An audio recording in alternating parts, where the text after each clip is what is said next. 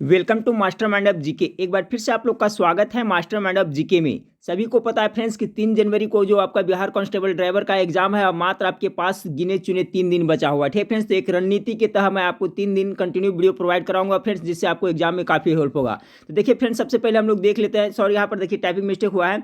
Bihar constable driver exam 2018। ठीक है friends, कितना 2018 में जो प्रश्न पूछा गया था फ्रेंड्स, तो जो प्रश्न पूछा गया था, जो स्टूडेंट बताए थे, उसी का मैं पीडीएफ बना करके आप लोग को प्रोवाइड करा रहा हूँ फ्रेंड्स। और सभी प्रश्न को एनालिसिस करके देखेंगे। ठीक है फ्रेंड्स, कनेक्ट करके देखेंगे और उससे संबंधित प्रश्न भी इस वीडियो में देखेंगे। तो ये वीडियो आपका बहुत ज़्यादा इंपॉर्टेंट है, इसलिए पूरा वीडियो जरूर देखिएगा फ्रेंड्स। इससे आपको बहुत ज़्यादा हिंट्स मिलेगा और 3 दिन में उसी हिसाब से आप पढ़ाई करके जाइए फ्रेंड्स, अच्छा एग्जाम जाएगा। तो रिक्वेस्ट है फ्रेंड्स कि पहली बार विजिट किए चैनल पे, चैनल को सब्सक्राइब नहीं किए तो चैनल को सब्सक्राइब कर बेल आइकन को जरूर दबाइएगा, ताकि महत्वपूर्ण वीडियो का नोटिफिकेशन मिलता रहे। करंट अफेयर्स पढ़ने के लिए फ्रेंड्स स्पेशल चैनल बनाया है, जिसका लिंक इस वीडियो के नीचे डिस्क्रिप्शन में है, वहां पर जाकर के पढ़ें। ठीक है फ्रेंड्स, और मेरा वेबसाइट का लिंक भी नीचे दिया हुआ है, जहां पर बहुत सारा प्रैक्टिस सेट है, वो भी आप देख सकते हैं। तो चलिए फ्रेंड्स, देख लेते हैं। एनालिसिस करते हुए ध्यान से देखिए फ्रेंड्स, पूरा वीडियो कंप्लीट जरूर देखिए, इससे आपको बहुत हेल्प मिलेगा। देखिए, पूछा गया था 2018 में आपको फ्रेंड्स, माता का आंचल किसने लिखा है। इसका कहने का मतलब हो गया फ्रेंड्स कि आपको लेखक और किताब के बारे में पूछा जा रहा है, तो आप लेखक और कौन जो किताब है प्रमुख उसका सब कॉन्सेप्ट क्लियर करके रखिएगा। तो पूछा गया था, ये भी याद रखे फ्रेंड्स, हो सकता है कि जो 3 जनवरी के एग्जाम उसमें भी पूछा जा सके। तो माता का आंचल किसने लिखा था, शिवपूजन सहाय ने लिखा था। डिटेल देखते चलिएगा फ्रेंड्स, इससे बहुत नॉलेज आपको होने वाला और आइडिया मिलने वाला है। माता का आंचल किसने लिखा था, तो शिवपूजन सहाय। देखिए, माता का आंचल शिवपूजन सहाय के प्रसिद्ध उपन्यास देहाती दुनिया। अब देखिए, देहाती दुनिया के लेखक, उपन्यास के लेखक कौन है, शिवपूजन सहाय। ये याद रखिएगा, ये पूछा जा सकता है, संभावित है, लिया गया है। तो माता का आंचल देहाती दुनिया से लिया गया है। अब देखिए, पूछा जा सकता है, वो तो पूछ दिया गया था, अब ये हो सकता है पूछ दे फ्रेंड्स, मैला आंचल का लेखक कौन है, फणीश्वर नाथ रेणु। मैला आंचल किसकी कृति है, तो फणीश्वर नाथ रेणु। तो देखिए फ्रेंड्स, आपको आइडिया भी मिल रहा है कि किस तरह का प्रश्न पूछा गया था, साथ साथ में आपकी तैयारी भी हो रही है। तो पूरा वीडियो जरूर देखिएगा। पूछा गया था सवाल आपसे, पूर्ण स्वराज की मांग कांग्रेस के किस अधिवेशन में की गई थी। तो सभी जानते हैं 1929 के जो लाहौर अधिवेशन हुआ था फ्रेंड्स, उसी में पूर्ण स्वराज की मांग की गई थी। इसमें पूछा जा सकता है कि 1929 के लाहौर के अधिवेशन के अध्यक्ष किसे चुना गया था, तो पंडित जवाहरलाल नेहरू को चुना गया था, ये पूछा जा सकता है। तो ये देखिए, इस टाइप का प्रश्न वहां पूछा गया था 2018 में। पूछा गया था एक प्रश्न, बेगार किसे कहते हैं, तो बिना मजदूरी के जो काम कराते हैं उसे क्या कहते हैं, बेगारी होता है। इसका राइट आंसर ये होगा। तो इस तरह का प्रश्न पूछा गया था। पूछा गया था आपका जनसंख्या का अध्ययन किसके अंतर्गत किया जाता है। 2018 में जो एग्जाम हुआ था उसमें पूछा गया था जनसंख्या का अध्ययन किसके अंतर्गत किया जाता है, तो डेमोग्राफिक, यानी कि आपको जितना भी है सब, जैसे मेमोग्राफी, डेमोग्राफी, जितना भी है फ्रेंड्स, सभी का कॉन्सेप्ट क्लियर रखे। इससे प्रश्न पूछा गया था। फिर पूछा गया था आपका, बिहार में जनसंख्या का घनत्व सबसे कम किस जिले में है या सबसे अधिक किस जिले में, शायद दोनों प्रश्न पूछा गया था। ठीक है, तो दोनों का कॉन्सेप्ट क्लियर रखें। अगर बिहार में जनसंख्या का घनत्व तो सबसे कम कहा जाए तो कैमूर में हो गया फ्रेंड्स, और अभी फिलहाल वर्तमान में जो जनसंख्या का घनत्व तो सबसे ज्यादा कहाँ है, तो शिवहर में है। ये जरूर याद रखिएगा, बिहार में जनसंख्या का घनत्व तो सबसे अधिक किस जिले का है, तो शिवहर का है। सबसे कम कहाँ का है, कैमूर का। ये दोनों क्वेश्चन हो सकता है, दो में से एक प्रश्न 100% पूछा जाए, तो उसका कॉन्सेप्ट क्लियर रखिएगा। अगला सवाल है आपका कि 2017 में गुरु नानक का कौन सा जयंती मनाया गया। इसमें थोड़ा कंफ्यूजन है फ्रेंड्स कि गुरु नानक के पूछा गया था या गुरु गोविंद सिंह के पूछा गया था। खैर कोई बात नहीं फ्रेंड्स, आप जान लें, हो सकता है इसे प्रश्न पूछा जाए। तो 2017 में मनाया गया था, तो गुरु नानक का जो मनाया गया था वो 350वां। तो इसको छोड़े, अब देखिए याद करें, जो करंट है, जो ये हो सकता है पूछा जाए कि गुरु नानक जयंती को कार्तिक पूर्णिमा को प्रकाश वर्ष के रूप में मनाया जाता है। देखिए बहुत अच्छा जिक्के बन रहा है कि गुरु नानक जयंती कब मनाई जाती है, तो कार्तिक पूर्णिमा को मनाई जाती है। और किस रूप में, तो प्रकाश पर्व के रूप में मनाई जाती है। बहुत इंपॉर्टेंट सवाल है सभी एग्जाम के लिए। गुरु नानक जयंती कार्तिक पूर्णिमा को प्रकाश वर्ष के रूप में मनाया जाता है। कार्तिक पूर्णिमा के दिन जन्मे थे गुरु नानक। क्यों मनाया जाता है, क्योंकि गुरु नानक जो सिख धर्म के प्रवर्तक थे, उनका जन्म कब हुआ था, तो कार्तिक पूर्णिमा का हुआ था, इसलिए उस दिन मनाया जाता है। फिर आगे फ्रेंड्स, 30 नवंबर 2020 को सिख धर्म के संस्थापक गुरु नानक देव के 551वां जयंती प्रकाश वर्ष मनाया गया। एक करंट अफेयर्स का क्वेश्चन बन रहा है, पूछा जा सकता है। यानी कि 30 नवंबर को कार्तिक पूर्णिमा के दिन 2020 में गुरु नानक सिख देव का जो जन्म दिवस मनाया गया प्रकाश वर्ष के रूप में, वो कैमा था, तो 551वां जन्म दिवस मनाया गया। तो याद रखिएगा 551वां, ये देखिए पूछा जा सकता है। तो देखिए, जिस टाइप से प्रश्न आपको पूछा गया उसी टाइप से उसके संबंधित में बता रहा हूँ फ्रेंड्स। पूछा गया था न्यूट्रॉन का खोज किसने किया था, तो आप खोजकर्ता का सबका क्लियर करके जाइएगा। ठीक है, एक रणनीति से पढ़ के जाएं 3 दिन में फ्रेंड्स। मैं आज आपको मास्टर वीडियो भी अभी से मैं प्रोवाइड करूँगा। टोटल मैं 3 मास्टर वीडियो प्रोवाइड कराऊंगा फ्रेंड्स, जिसमें कम से कम तो आपको 500 से 600 क्वेश्चन रहेगा, ठीक है। वो प्रोवाइड मैं कराऊंगा, अभी तैयार कर रहा हूँ फ्रेंड्स। देखिए वीडियो बनाने में, पीडीएफ बनाने में, क्वेश्चन टाइप करने में खुद में बहुत वक्त लगता है फ्रेंड्स, इसलिए मैं बार बार कहता हूँ इतनी मेहनत से वीडियो बनाते हैं, व्यूज़ नहीं आते हैं फ्रेंड्स, आप लोग लाइक नहीं करते हैं, दोस्तों शेयर नहीं करते हैं, कॉमेंट नहीं करते हैं, आप लोग को करना चाहिए, ठीक है फ्रेंड्स। तो चलिए देखिए, पूछा गया था आपका न्यूट्रॉन का खोज किसने किया था। तो न्यूट्रॉन का खोज किसने, जेम्स चैडविक ने किया था। तीनों का क्लियर रखे। प्रोटॉन का खोज किसने किया था, गोल्डस्टीन, कहीं कहीं रदरफोर्ड देता है फ्रेंड्स, गोल्डस्टीन ऑप्शन में रहेगा। फिर उसके बाद में हो गया इलेक्ट्रॉन का खोज किसने किया था, जे थॉमसन, इस बात रखेगा। विद्युत बल्ब का खोज किसने किया था, पूछा जा सकता है, पक्का हो सकता है पूछ दे। तो थॉमस अल्वा एडिसन ने किया था आपका विद्युत बल्ब का खोज, तो वो भी आप जरूर याद रखें। चलिए तब कुछ आपको आइडिया मिल रहा है फ्रेंड्स कि किस तरह का प्रश्न 2018 में पूछा गया था। रही बात मैथ से, तो मैथ से मेरे ख्याल से 7 से 8 प्रश्न पूछा गया था। हिंदी से बिल्कुल प्रश्न शायद नहीं पूछा गया था फ्रेंड्स, हो सकता है इसमें 1-2 पूछे, लेकिन हिंदी से नहीं। मैथ से 6-7 प्रश्न पूछा गया था मात्र, बाकी जो था जब आपका करंट अफेयर से, जीके से और दिवस से प्रश्न था। पूछा गया था उस समय कि निम्न में से कौन सा विद्युत का सुचालक होता है, इस तरह से दिया हुआ था। तो देखिए ग्रेफाइट होता है जो पेंसिल में था, वो विद्युत का उष्मा का सुचालक होता है, तो इसका राइट आंसर है। इस तरह से पूछा गया था। पूछा गया था रंगा बांध भारत के किस राज्य में स्थित है। तो जितना भी बांध है फ्रेंड्स सब याद कर ले, तो असम में है। जैसे पूछ देगा आपका महानदी बांध, सॉरी महानदी हीराकुंड बांध है जो किस नदी पे है, तो महानदी पे है, ये पूछा जा सकता है। भाखड़ा नंगल बांध किस नदी पे है, सतलज बांध पे है, तो भाखड़ा नंगल आपका पंजाब में पड़ता है, और हीराकुंड है जो उड़ीसा में पड़ता है, ठीक है, महानदी पर है जो। तो ये सब याद रखिएगा। हीराकुंड है जो सबसे लंबी बांध के अंतर्गत आता है एशिया में, ठीक है फ्रेंड्स। तो याद रखिएगा रंगा बांध भारत किस राज्य में स्थित है। देखिए इस तरह से प्रश्न पूछा गया था, तो आप इस तरह से आप तैयारी करें। फिर पूछा गया था आपका कि भारत की सीमा किस देश के साथ संबंधित, टॉप मोस्ट बीबीआई सवाल हो सकता है, पुनः ये रिपीट प्रश्न हो जाए।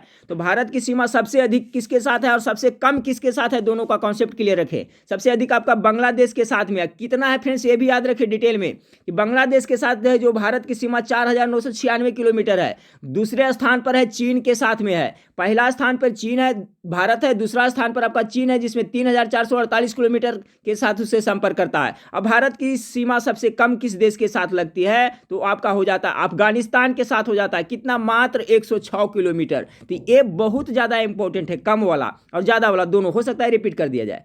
तो आपका कॉन्सेप्ट क्लियर हुआ होगा, भारत की सीमा किस देश के साथ कितना है और कितना कितना, ये भी याद रखे फ्रेंड्स, ये भी याद रखेगा, 106 किलोमीटर और 4096 किलोमीटर। चलिए फ्रेंड्स, तो देखिए आपको आइडिया मिल रहा होगा। इसी तरह से आपको तैयारी करना है। कर वर्तमान में लोकसभा के अध्यक्ष कौन है, 2018 में पूछा गया था, ठीक फ्रेंड्स। तो उस समय कौन थे, सुमित्रा महाजन थे। तो हो सकता है ये भी पूछा जाए कि अभी वर्तमान में कौन है। तो अभी वर्तमान में लोकसभा का अध्यक्ष कौन है, टॉप मोस्ट बीबीआई सवाल है, ओम बिड़ला, याद रखिएगा। अभी लोकसभा का स्पीकर कौन है, तो ओम बिड़ला है, इसे जरूर याद करके रखिए जाइएगा फ्रेंड्स। भारत के राष्ट्रपति कौन है, उपराष्ट्रपति कौन है, विदेश मंत्री कौन है, ठीक है, गृह मंत्री कौन है, सभी है, शिक्षा मंत्री कौन है, सबका कॉन्सेप्ट क्लियर जरूर कर लीजिएगा, उससे एक प्रश्न आपको जरूर पूछा जाएगा। तो उसका मैं वीडियो प्रोवाइड करा दूंगा फ्रेंड्स करंट अफेयर्स वाले में। वर्तमान में लोकसभा के अध्यक्ष कौन है, तो याद कर लिए ओम बिड़ला है। चलिए सवाल पूछा गया था आपका, संसद के कितने अंग होते हैं, 50 बार बता चुका हूँ फ्रेंड्स, 3 अंग होते हैं संसद का। पार्लियामेंट अंग्रेजी में कहते हैं संसद को। तो इसका कौन कौन होता है, तो लोकसभा होता है, राज्यसभा होता है, राष्ट्रपति होता है। देखिए इससे एक प्रश्न तो पक्का पूछा जाए। अब देखिए कौन कौन सा प्रश्न पूछा जा सकता है, सबका मैं डिस्क्राइब करता हूँ। संसद के कितने अंग होते हैं, 3 अंग होते हैं। कौन कौन, लोकसभा, राज्यसभा और राष्ट्रपति। अच्छा, लोकसभा है जो कैसा है, ये निम्न सदन है, और ये है जो भंग किया जा सकता है, अस्थायी सदन है। राज्यसभा कैसा सदन है, तो ये उच्च सदन है और ये अस्थायी सदस्य है। अब पूछा जाएगा लोकसभा के सदस्य की आयु कितनी वर्ष की होती है, जो एमपी बनते हैं उसका 25 वर्ष होता है मिनिमम, और जबकि राज्यसभा के सदस्य की आयु कितनी होती है, तो 30 वर्ष होना चाहिए, 30 वर्ष से कम नहीं होना चाहिए राज्यसभा के सदस्य के। तो इस तरह से प्रश्न आपको उठाया जा सकता है। तो देखिए सबका कॉन्सेप्ट क्लियर रखें। चलिए पूछा गया था उस समय कि घाना का पुराना नाम क्या है, तो गोल्ड कोस्ट कहा जाता है फ्रेंड्स। पहले गोल्ड कोस्ट के नाम से जाना जाता था, अभी है जो घाना के नाम से जाना जाता है। अभी प्रस्तावित पूछा जा सकता है कि अगर संभावित क्या है, पूछने की संभावना क्या है, हो सकता है कि घाना की राजधानी पूछ दे। तो घाना का राजधानी कहाँ है, अक्रा है, याद रखिएगा, घाना का राजधानी है जो अक्रा है। अगला सवाल पूछा गया था आपका 2018 में कांस्टेबल ड्राइवर के एग्जाम में कि जब गाड़ी को रिवर्स करते हैं तो गाड़ी के पीछे का बल्ब किस रंग का जलता है। कॉमन सेंस की बात है फ्रेंड्स, आप लोग देखे होंगे गाड़ी रिवर्स होता है तो व्हाइट कलर का बल्ब जलता है, ना कि लाल करने पर। ब्रेक जब लगाते हैं फ्रेंड्स तो लाल कलर का जलता है, लेकिन जब रिवर्स करते हैं तो व्हाइट कलर का दिखता है। क्यों फ्रेंड्स, क्योंकि ताकि पीछे दिखाई दे स्पष्ट रूप से, ठीक है, साइड मिरर के थ्रू से। तो ये प्रश्न पूछा गया था गाड़ी से। और पूछा गया था फ्रेंड्स कि हाल ही में चीन के एक बंदरगाह 90 वर्ष के लिए लीज पर लिया गया है। देखिए करंट अफेयर्स का था उस समय का। तो चीन लिया है, किस देश से लिया था? तो श्रीलंका से लिया था। कौन सा बंदरगाह? तो हम्बनटोटा बंदरगाह को लिया था। याद रखिए, हो सकता है पूछा जाए। हम्बनटोटा बंदरगाह को आपका है जो चाइना ने लिया था फ्रेंड्स, लीज पर कितने 99 साल के लिया था? 2017 में इस बंदरगाह को लिया था। पैसा कितना? 1.12 अरब डॉलर में लिया था हम्बनटोटा बंदरगाह को। तो देखिए करंट अफेयर से पूछा गया था। फिर पूछा गया था आपका बिहार के किस जिले का जनसंख्या का घनत्व सबसे अधिक है? तभी तो बताया फ्रेंड्स, सबसे अधिक है आपका शिवहर का, और बिहार के सबसे कम जनसंख्या वाला घनत्व है तो आपका कैमूर हो जाएगा। तो ये प्रश्न देखिए पूछा था, इंपॉर्टेंट हो सकता है पूछा जाए। पूछा गया था आपका कि भारत का कौन सा राज्य पूर्ण रूप से जैविक है? किस राज्य को पूर्ण रूप से जैविक घोषित कर दिया गया है? तो ये देखिए इसका राइट आंसर हो जाएगा सिक्किम को हो जाएगा। ठीक है, आगे कि पूर्वोत्तर भारत का छोटा सा राज्य सिक्किम देश का पहला और पूर्ण जैविक राज्य है, कृषि राज्य है। याद रखिएगा, पूर्वोत्तर भारत का छोटा सा राज्य सिक्किम एक ऐसा राज्य है जो देश का पहला और पूर्ण जैविक कृषि राज्य है। याद रखिए, हो सकता है पूछा जाए। सवाल पूछा गया था आपको कि बिहार में प्रांतीय किसान सभा का आयोजन किया जाता किसने की थी? यहाँ टाइपिंग मिस्टेक हुआ फ्रेंड्स, यानी बिहार में प्रांतीय किसान सभा का आयोजन किसने की थी? तो किसान सभा का आयोजन किसने किया? इसका अध्यक्ष कौन बने थे? स्वामी सहजानंद सरस्वती ने। तो ये तो पूछ दिया था फ्रेंड्स, हो सकता है फिर पूछा जाए, लेकिन ये पूछा जा सकता है इसका गठन कब हुआ था? किसान सभा का गठन कब हुआ था? तो 11 अप्रैल 1936 को किसान सभा का गठन हुआ था। ये पूछा जा सकता है सवाल। आपको बहुत आइडिया मिल रहा होगा फ्रेंड्स, इस स्टेप से आपको पढ़ के जाना है। आपको है मोटर कार के ब्रेक अगर गीला हो जाए तो क्या करना चाहिए? इस दशा में क्या करना चाहिए? तो देखिए कॉमन सेंस की बात रहेगा फ्रेंड्स। आपको इस तरह से ज़्यादा टेक्निकल तो नहीं, लेकिन कुछ ड्राइवर से संबंधित प्रश्न पूछा गया था, फिर भी मैं टेक्निकल संबंधित वीडियो आप लोगों को प्रोवाइड करा दूँ, तो पढ़ के जाए फ्रेंड्स। देखिए प्रश्न कहाँ से पूछा जाएगा ना आप जानते हैं ना मैं जानता हूँ, लेकिन फ्रेंड्स जब आप पढ़ करके जाइएगा तभी तो बना सकते हैं, कहीं से प्रश्न पूछे। ठीक है, इसलिए मैं बोलता हूँ कि पढ़ाई पर विश्वास रखें, ज़्यादा सिलेबस कवर करके जाए। तो देखिए फ्रेंड्स, मोटर कार के ब्रेक क्या करेंगे? गाड़ी का स्पीड लिमिट, क्योंकि फ्रेंड्स देखिए जब बारिश होती है तो गाड़ी जो चक्का होता है फ्रेंड्स उसमें भीग जाता है, तो इसमें क्या होता है? फ्रिक्शन कम होता है, घर्षण कम होता है, तो ब्रेक क्या होता है? कम लगता है। अगर तेज रफ्तार में गाड़ी चला रहे हैं, सडनली एक अचानक सामने आपके कोई आ जाता है, तो क्या ब्रेक लगाएं तो एग्जैक्टली स्थान पर रुकेगी गाड़ी? नहीं रुकेगी। इसलिए क्या है कि जब बारिश हो रही है और ब्रेक गीला हो गया है, टायर गीला हो गया है, सब पूरा पार्ट्स गीला हो गया है, तो क्या करना चाहिए? गाड़ी को स्लो मोशन में चलाना चाहिए ताकि ब्रेक लगाने पे कंट्रोल हो सके। तो कॉमन सेंस की बात है, आप आएगा और बना लीजिएगा। फिर पूछा गया था मोटर वाहन के साइड मिरर का उपयोग क्यों किया जाता है? क्यों किया जाता है पूछा गया था। तो पीछे जो गाड़ी लगी आती है उसको देखने के लिए किया जाता है, क्योंकि ड्राइवर तो आगे देखता है फ्रेंड्स, ठीक है, पीछे कैसे देखेगा? तो पीछे देखेगा तो साइड मिरर से देखेगा, ताकि क्या है कि पता चल सके कौन सी गाड़ी कितनी रफ्तार में आ रही है। फिर पूछा जा सकता है मोटर वाहन के कार्य में साइड मिरर के रूप में, तो मुझे पक्का लगता है पूछ ही देगा फ्रेंड्स। ठीक है, एकदम 100%। उत्तल दर्पण होता है, याद रखिएगा। साइड मिरर के रूप में कौन सा दर्पण का प्रयोग होता है? तो उत्तल दर्पण का प्रयोग होता है। चलिए अगला सवाल है कि अगर कोई व्यक्ति रोड क्रॉस कर रहा है, आप गाड़ी से जा रहे हैं, तो उस समय क्या करना चाहिए? देखिए इस टाइप का प्रश्न पूछा गया था, तो क्या करेंगे? यहाँ पर देखिए टाइपिंग मिस्टेक हुआ है। पहले यात्री को क्रॉस करने देंगे, ठीक है, जो यात्री जा रहा है पहले उसको पार होने देंगे, उसके बाद हम लोग है जो गाड़ी को क्रॉस करेंगे।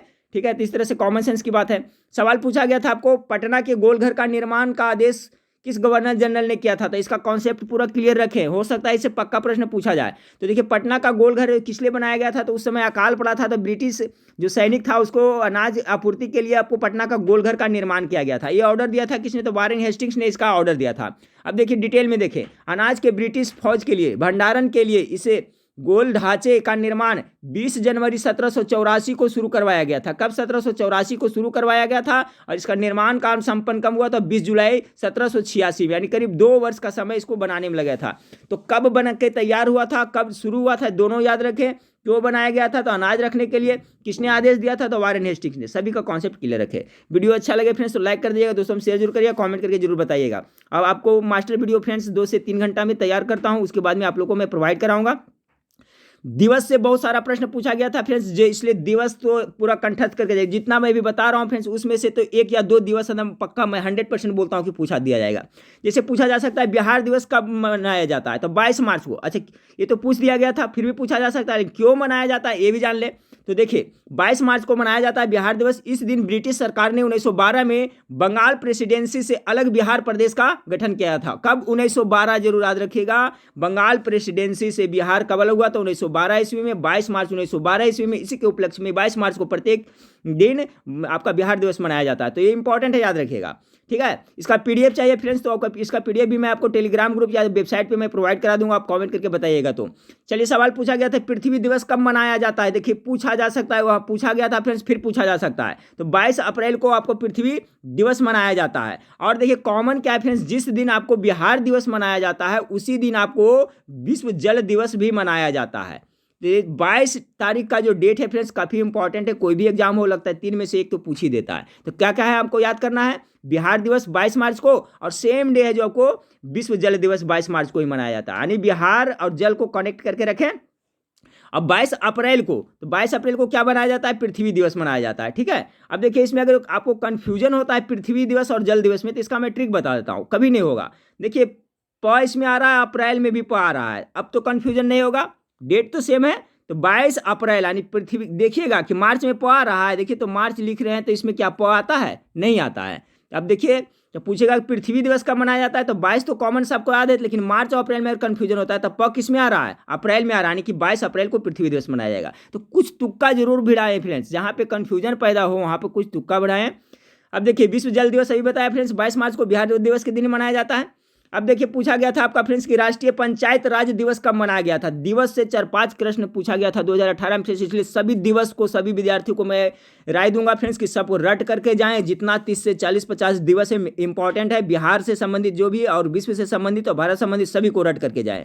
तो पूछा गया था राष्ट्रीय पंचायती राज दिवस कब मनाया जाता है, तो आपका 24 अप्रैल को। इससे 3-4 क्वेश्चन पूछा गया था। अब देखिए, 24 अप्रैल को पंचायती राज दिवस क्यों मनाया जाता है ये भी देख ले। प्रत्येक साल 24 अप्रैल को पूरे देश में राष्ट्रीय पंचायत राज दिवस मनाया जाता है। ये दिन भारतीय संविधान के 73वें संविधान संशोधन अधिनियम 1992 में पारित होने का प्रतीक है। इसमें देखिए कितना महत्वपूर्ण जिक्के बन रहा है कि 73वें संविधान संशोधन कब हुआ था, 1992 में। 73वें संविधान संशोधन किससे संबंधित है, तो आपको पंचायती राज से संबंधित है। इसको एकदम माइंड में फिट कर लें, हो सकता है पूछा जाए। 73वें संशोधन अधिनियम कब हुआ था, तो 1992 में किससे संबंधित है, पंचायती राज से संबंधित है। तो हो गया है, जो 24 अप्रैल 1993 को लागू हुआ था। इस दिन राष्ट्रीय पंचायती राज दिवस के रूप में मनाने की शुरुआत साल 2010 से हुई, यानी 2010 से 24 अप्रैल को प्रत्येक वर्ष क्या मनाया जाता है, तो राष्ट्रीय पंचायत राज दिवस मनाया जाता है। तो बहुत सारा कॉन्सेप्ट इसमें क्लियर हुआ फ्रेंड्स, तो इस तरह से पढ़ाई करें। चलिए देखिए, पूछा गया था प्रवासी भारतीय दिवस कब मनाया जाता है। चलिए फिर तो इससे डिटेल बता देता हूँ। 1893 में महात्मा गांधी है जो साउथ अफ्रीका गए थे, बुलाया था किसी ने, ठीक है फ्रेंड्स, वहाँ गए थे, काले गोरे का भेद वही थी कि क्लियर किए थे। तो 18 ये प्रश्न पूछा जा सकता है कि आपको महात्मा गांधी साउथ अफ्रीका कब गए थे, तो 1893 में गए थे। वहाँ से लौटे थे कब, तो आपका 9 जनवरी 1900 कब लौटे थे, तो 9 जनवरी 1915 को, ठीक है, 1915 को भारत लौटे थे। उसी उपलक्ष्य में प्रत्येक वर्ष 9 जनवरी को प्रवासी भारतीय दिवस मनाया जाता है। तो पूछा जा सकता है, तो सबका कॉन्सेप्ट क्लियर रखिए। कब गए थे, तो 1893 में, लौटे कब, तो आपका 1915 में। अब दोनों डेट आ रहेगा फ्रेंड्स, तो पूछेगा कितना वर्ष वहाँ रहे, तो 1915 में 1893 घटा दीजिएगा, कितना वर्ष है वो भी निकल जाएगा। लौटे थे 9 जनवरी को, याद रखिए, इंपॉर्टेंट है, सभी इंपॉर्टेंट है। फिर फ्रेंड्स अब देखिए, ये तो आपको मुझे लग रहा है फ्रेंड्स 100% आपका एग्जाम में पूछने वाला है क्वेश्चन है। अंतर्राष्ट्रीय योग दिवस कब मनाया जाता है, तो 21 जून को। ये इसको माइंड में फिट कर लें, हो सकता है, हमको लग रहा है 99% के प्रश्न आपको पूछा जाए। अंतर्राष्ट्रीय योग दिवस कब मनाया जाता है, तो 21 जून को मनाया जाता है। चलिए, पूछा गया था फ्रेंड्स चंपारण सत्याग्रह 100 साल का पूरा हुआ, तो 1917 में चूंकि हुआ था कब फ्रेंड्स आपको, तो आपका 1917 में हुआ था चंपारण आंदोलन, महात्मा गांधी किए थे सत्याग्रह आंदोलन, जो 3 कठिया पद्धति था, नील की खेती, उसके विरुद्ध चलाए थे। तो 1917 से कितना, तो 2017 में आपको 100 साल पूरा हो गया। तो इस टाइप से प्रश्न पूछा गया था फ्रेंड्स विद्युत धारा का एसआई मात्रक क्या है, तो जो मात्रक क्या है इसका एम्पियर है, पूछा गया था। तो चलिए इससे संबंधित जो पूछा जा सकता है वो भी बता देता हूँ फ्रेंड्स, ठीक है। ये पूछा गया था, देखिए फ्रेंड्स इसमें आपको दोनों तरह से फायदा हो रहा है। एक तो किस टाइप का क्वेश्चन पूछा गया था वो भी आप देख रहे हैं, साथ में फ्रेंड्स उससे संबंधित पूछा जा रहा है वो भी क्वेश्चन यहाँ पर दे दिया हूँ। तो विद्युत धारा का एसआई मात्रक क्या था, पूछ दिया गया था, एम्पियर, याद रखें, हो सकता है पूछा जाए। अब देखिए, पूछा जा सकता है शक्ति का एसआई मात्रक क्या होता है, तो सब क्या होता है, वाट कहते हैं। इसका ट्रिक से भी याद रखते हैं फ्रेंड्स, किस तरह से, शक्ति जिसके पास है वो किसी को वाट लगा देगा, यानी वाट लगा देगा, यानी शक्ति का एसआई मात्रक वाट। कहीं कहीं पे आपको वाट नहीं रहेगा फ्रेंड्स, तो जूल प्रति सेकेंड रहेगा। तो जूल प्रति सेकेंड भी है जो आपका शक्ति का एसआई मात्रक है। तो याद रखिएगा, दोनों पूछा जा सकता है आपको। 3 जनवरी को एग्जाम में कि ज्योति तीव्रता का एसआई मात्रक क्या है पूछा जा सकता है, तो कैंडेला है। ज्योति तीव्रता का एसआई मात्रक क्या है, तो कैंडेला है। पूछा जा सकता है कोण का एसआई मात्रक क्या होता है, तो रेडियन होता है, पूछा जा सकता है, बहुत इंपॉर्टेंट है। फिर पूछा जा सकता है ठोस कोण का एसआई मात्रक क्या है, पूछा जा सकता है, तो स्टेरेडियन हो जाएगा। पूछा जा सकता है आपको कि कार्य का एसआई मात्रक क्या है, तो जूल या तो न्यूटन मीटर, दो में से कोई रहेगा। तो देख लीजिएगा कार्य का एसआई मात्रक क्या होता है, जूल होता है या तो न्यूटन मीटर होता है। पूछा जा सकता है आपको बल आघूर्ण का एसआई मात्रक क्या है, तो बल आघूर्ण का एसआई मात्रक क्या होता है, न्यूटन मीटर होता है। कहीं पर देखिए न्यूटन प्रति मीटर दे देगा, तो इस पर ध्यान रखना है फ्रेंड्स। बल आघूर्ण का एसआई मात्रक होता है न्यूटन मीटर, क्योंकि बल का एसआई मात्रक क्या होता है, तो न्यूटन होता है फ्रेंड्स, लेकिन बल आघूर्ण का एसआई मात्रक पूछे तो न्यूटन मीटर होता है। तो ये प्रश्न पूछा जा सकता है, याद रखें। पूछा जा सकता है आपको पृष्ठ तनाव का एसआई मात्रक क्या होता है, तो याद रखिएगा फ्रेंड्स न्यूटन मीटर प्रति स्क्वायर, ठीक है, न्यूटन प्रति मीटर स्क्वायर। ये होता है जो आपका पृष्ठ तनाव सरफेस टेंशन का आपका एसआई मात्रक होता है। तो पूछा जा सकता है, याद रखिएगा पृष्ठ तनाव का एसआई मात्रक। इससे संबंधित सभी प्रश्न को याद रखिएगा फ्रेंड्स। एक प्रश्न इससे पूछा जाएगा एग्जाम में, पृष्ठ तनाव के कारण वर्षा का बूंदे गोल होता है। ये सब जो प्रश्न है फ्रेंड्स वो सब जानते होंगे मेरे ख्याल से, वो पूछा जा सकता है। चलिए फिर पूछा जा सकता है आपका प्रतिरोधकता का एसआई मात्रक क्या होता है, तो प्रतिरोध का एसआई मात्रक क्या होता है फ्रेंड्स, ओम होता है, ठीक है, ओम होता है। लेकिन प्रतिरोधकता कर देगा तो क्या हो जाएगा, ओम मीटर हो जाएगा। पूछा जा सकता है, हो सकता है 100% पूछे, त्वरण का एसआई मात्रक क्या होता है, तो मीटर प्रति सेकेंड स्क्वायर होता है, जो आपका त्वरण का एसआई मात्रक होता है, मीटर प्रति सेकेंड स्क्वायर। तो देखिए फ्रेंड्स इसमें बहुत सारा आपका एसआई मात्रक था जो पॉपुलर था, मैं करवा दिया फ्रेंड्स। बाकी आप अपने स्तर से जितना है वो भी देख लीजिएगा, कोई इससे एक पूछा जाएगा। चलिए पूछा गया था आपका फ्रेंड्स फणीश्वर नाथ रेणु के ऊपर कौन सी फिल्म बनाई गई है, तो याद रखिए फ्रेंड्स आगे के एग्जाम के लिए काफ़ी है। तो जो फणीश्वर नाथ रेणु है उनके ऊपर जो फिल्म बनाई गई थी वो तीसरी कसम थी। फिल्म के नाम क्या था, तीसरी कसम। डिटेल देखें, तीसरी कसम की स्क्रिप्ट किसने लिखा, फणीश्वर नाथ रेणु की कहानी मारे गए गुलफाम पर आधारित है। जो तीसरी कसम फिल्म बनी थी, तो जो फणीश्वर नाथ के रेणु कहानी लिखे थे मारे गए गुलाम पर आधारित थी तीसरी कसम। उन्हें कब बनी थी, 1966 ईस्वी में फिल्म बनाई आई थी तीसरी कसम। और फिल्म के निर्माता कौन थे, तो शैलेंद्र ने बनाया था। याद रखिए इस तरह से देखिए प्रश्न पूछा गया था। प्रश्न पूछा गया था वायुमंडल में पाए जाने वाला सबसे ज्यादा नाइट्रोजन गैस की प्रतिशत होगा फ्रेंड्स, प्रतिशत कितना है, ठीक है, ये प्रश्न पूछा गया था। तो देखिए वायुमंडल का वायु का एक मिश्रण है, इसमें क्या है, 3 घटों का मुख्य रूप से मिश्रण है फ्रेंड्स। तो 78% क्या हो गया, नाइट्रोजन हो गया। पूछा जा सकता है कि ऑक्सीजन का प्रतिशत कितना है, तो 21% है। इसमें से हो सकता है प्रश्न पूछा जाए कार्बन डाइऑक्साइड CO2 का प्रतिशत कितना है, तो 0.03% है जो आपको कार्बन डाइऑक्साइड का प्रतिशत है। तो तीनों का कॉन्सेप्ट याद रखें, हाइड्रोजन 78, ऑक्सीजन 21, कार्बन डाइऑक्साइड कितना 0.03%। पूछा जा सकता है आपका फ्रेंड्स विश्व मलेरिया दिवस कब मनाया जाता है। देखिए कितना सवाल आपको दिवस से मनाया गया, पूछा गया था, तो आपको 25 अप्रैल को मनाया गया था। तो आपका देखिए फ्रेंड्स आपको 2000 में आपका अक्टूबर नवंबर में जितने सारे दिवस हैं सबको याद करके जाइए, और बाकी सब जो दिवस है याद करके जाइएगा। कहाँ से पूछेगा फ्रेंड्स, सब पढ़ा रहेगा तो बना सकते हैं। तो विश्व मलेरिया दिवस कब मनाया जाता है, तो आपको 25 अप्रैल को विश्व मलेरिया दिवस मनाया जाता है। पूछा गया था आपका फ्रेंड्स कि झारखंड से अलग हुआ, झारखंड बिहार से अलग हुआ तो कितने जिले को लेकर अलग हुआ, ये प्रश्न पूछा गया था। इससे संबंधित हो सकता है एक प्रश्न आपको जरूर पूछा जाएगा। क्या पूछा जाएगा मैं हिंट्स करता हूँ।